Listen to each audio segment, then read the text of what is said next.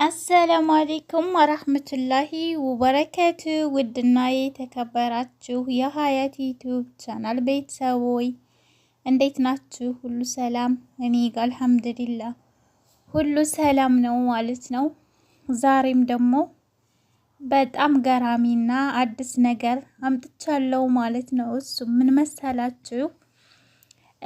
አንዳንድ ሰዎች ማለት ነው እንደ ኢትዮጵያ የመሰለን ስደት ላይም ኢትዮጵያ ላይ የምናሳየውን ሪያክሽን እዚህም ለማሳየት እንሞክራለን ማለት ነው። ግን ያ ጀማአ ጥሩ አይደለም ማለት ነው። እና ማለት ነው ኢትዮጵያ ላይ ብዙ ነገሮች አሉ። ሙስሊም ነን ክርስቲያን ነን ምንድነው አንልም ማለት ነው። ለምናደርገው ነገር ማለት ነው። ይቅርታ ግን እኔም ስለጋረመኝ ነው ይሄን ነገር ሁሉም ሰው ይማርበታል በማለት አለ እንዴ አረብ ሀገርም ብለው እንድማሩበት ስለፈለኩኝ ነው ለወራችሁ የመጣሁት ማለት ነው። የምር በጣም ነው የሚያስጠላው ከምንም በላይ እና ማለት ነው። እዚህ እኔ ያለሁበት ሀገር እኔ የምኖረው ጆርዳን ነው። አብዛኞቹ ጆርዳን የሚኖሩ ሰዎች ብጠይቋቸው ስለ ጆርዳን ትንሿ ኢትዮጵያ እንላታለን ከኔ ቀጥሎ ከኔ ጀምሮ ማለት ነውና ሁሉ ነገር እንደ ኢትዮጵያ ነው ማለት ነውና አንዳንድ እንደዚህ ኢትዮጵያኖች በቃ አለ አይደለ ሞልቀቅ ነው ማለት ይፈልጋሉ ማለት ነው። እዚህ ጋር ያው ክርስቲያንም ሙስሊምም አለበት እዚህ ማለት ነውና አብዛኛውን ጊዜ አለባበሳቸው እንደ ኢትዮጵያ በሉት በጣም ነው ያስጠላው። ግን እንደውም ኢትዮጵያ ያለ ሙስሊም ማለት ነው ትንሽ ይሻላል። እዚህ ጋር ግን ስታዋቸው ሱሪ ለብሰው ከላይ ደግሞ ሻርፕ ሂጃብ ይለብሳሉ ማለት ነው።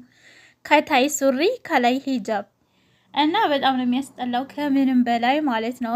በዛ ላይ ደግሞ የሀገሪቱ ሁኔታ ድሃም አለ ባለሀብትም አለ ማለት ነውና ይሄን ነገር ዞር እላለሁኝ ሴትየይቱ ጋር ማለት ነውና የሆነ ቤት ሄጄ በጣም ማለት ያው ነጭ ናቸው ፍልስጤን ናቸው በነገራችን ላይ አረብ አይደሉም ማለት ነውና ሶሪያ ፍልስጤን ቅልቅል ናቸው በጥቅሉ ማለት ነውና አንድ ኢትዮጵያ አለች ማለት ነው እና ክርስቲያን ናት።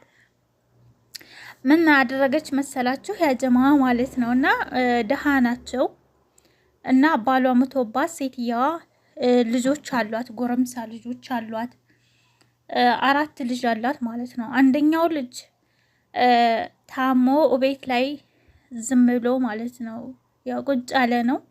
አንደኛው ልጅ ደግሞ ስራ የለውም። ሁለቱ ደግሞ ማሻላ አግብተው ስራ አላቸው ማለት ነው። እና ሴትየዋ እነዚህ ሁለቱ ልጆች ይዛ ቁጭ ብላለች። ሌሎቹ አግብተው እነዛ ናቸው የሚያግዟት እና ሰራተኛ ልጇ ነው ያመጣላት ማለት ነው። እና ጉድ ልነግራችሁ ነው በጣም የሚገርም ማለት ነው። የኛ ኢትዮጵያዊ ማለት ነው እንደ ኢትዮጵያ መስሏት አይ ደሃ ናቸውና አግብቼ ይኖራለሁ ብላ እና ባሰሪዋ ልጅ ፍቅር ተጠመደች እላቸዋለሁ ወደደችው እና ማለት ነው። ምግብም አጠቃላይ ስራ የምትሰራው ምግብም ጽዳትም ነው ሁሉንም ነው የምትሰራው ማለት ነውና ልጁን ማለት ነው ልክ እንደ ኢትዮጵያ ምን ልበላችሁ አማለለች ልበላችሁ እና እንደዛ አድርጋ ማለት ነው ከምንም በላይ በቁጥጥር ስራ አደረገችው ማለት ነው። ያ እኔ እንጃ ማለት ነገሩ በእኔ አንደበት የሚገለጽ አይደለም መቼም ይገባችኋል ማለት ነውና እንደዛ አድርጋ እሷ ህልሟ ማለት ነው ነጭ ስለሆነ የድሃ ልጅ ስለሆነ አግብቼ የራሳችን የሆነ እንደዛ እንኖራለን ነው። ያው ልጅቱ ጠፍታ ነው የምትሰራው ብያቸዋለሁ ማለት እዚህ ማለት ነው ይጠፋሉ ይሰራሉ። እንደገና ከተያዙ ደግሞ ያው ይገባሉ ሀገራቸው ማለት ነው። ያን ያህል ተፍቲሽ የለም እንደፈለጉ ይሰራሉ ለጊዜው ማለት ነው። እና ቆንጂት ማለት ነው እንደ ኢትዮጵያ መስሏት ይሄንን ነጭ ማለት ነው አማላ ምን አደረገች? የራሳችን ቤት አንተ መከራየት ትችላለህ፣ እኔ እሰራለሁኝ፣ በቃ አግባኝ አለችው ማለት ነው። ልጁን ይዘኸኝ ውጣ። አስባችሁታል? ከዛ እናትየዋ ምችም ያው እናት ስለሆነ ይጠርጥራለች ማለት ነው። ሌላ ሰራተኛ አምጪ ቤት ልቀይር ነው ብላታለች ማለት ነው። ከዛ ይሄ ልጅ የዚህ የወር ደመወዟ እሷ ቤት ይሰጣት የለ የወር ደመወዟ፣ በዛ በወር ደመወዟ ልጁ ማለት ነው ሌላ ቦታ ሄዶ ቤት ፈልጎ ያጀማ ቤት ፈልጎ ተከራይተው እዛ ጋር አሸሸ ገዳዬ ስትል ማለት ነው። እናት አይደለች ልጅ የጠፋ ምን ሆነ ልጅ የት ሄደ? ሰራተኛዋ ከሄደች ወዲህ ልጅ ጸባው ተቀየረ፣ አይሄድም። ልክ እሷ በወጣይ በሁለተኛ ቀኗ ቤቱን ስላዘጋጀ እሷ ጋር ሄደው ማለት ነው። ከዛም በኋላ ያጀማ በጣም ነው የሚገርመው። ድፍረት አደፋፈር ትሉታላችሁ። ከዛም በኋላ እዛ አሸሸ ገዳዬ ስትል እናት ማለት ነው ልጇን እንድፈለግላት አረገች። ከቤት አይወጣም። በቃ እሱ ጋር ስራ ትሰራለች። ተመላላይ ስራ አገኘች። ባሏ በሉት እንግዲህ አስባችሁታል። እንደዛ ስታረግ ቢያንስ ማለት ነው 1-3 ወር አብረው ቆዩ። ልጁ ሲፈለግ ተገኘ። የወንጀል ክፋት ትሉታላችሁ። እስር ቤት አስገቧት። አመለከቱ። ስንት ወር ተፈረደባት? እንደውም አዝነውላት በቀላሉ አልኩኝ እኔ ማለት ነው 8 ወር አስባችሁታል። እስር ቤት 8 ወር።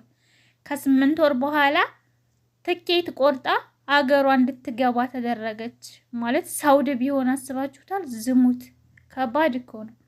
እና አንዳንድ እህቶቼ ማለት ነው ይተቂላ አላህን ፍሩ።